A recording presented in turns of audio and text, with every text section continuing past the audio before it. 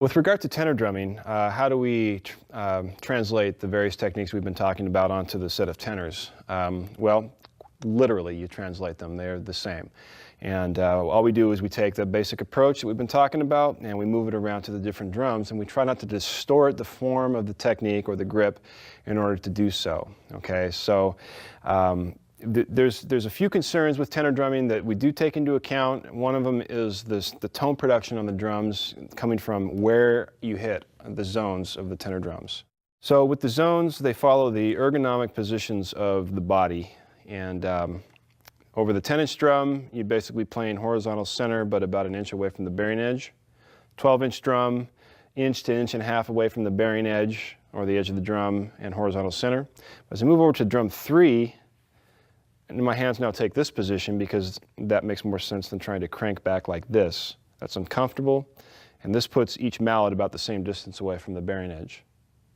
Same thing over here, about the same distance away from the bearing edge. In the spocker, which we call the 6-inch drum, or the gok drum if you're used to that terminology, right in the center is generally the way to go on that. Okay? Younger players usually play more in the center of the drums, like this.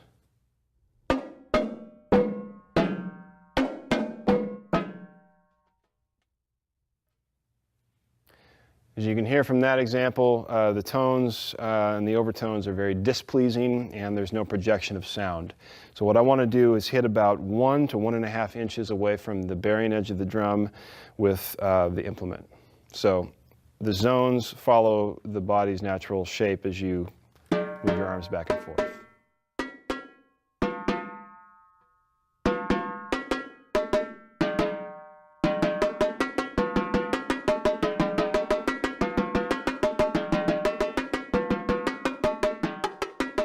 More and more these days, you see tenor lines playing with sticks. And the reason why is because it's obviously a different feel in the hand, it's a different response off the drum head, and it's a very different sound. It's more timbale-like.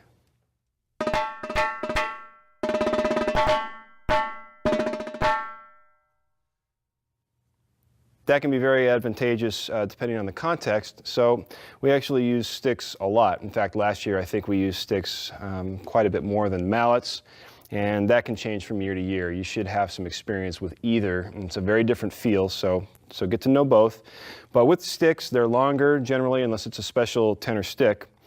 These don't happen to be a special tenor stick in terms of the length, but I do like their response on the drum, so we probably end up still using these. You have to still take into account the zones, and it might require a different positioning, a slightly different pull back with the arms so that you're not playing more out into the center of the heads.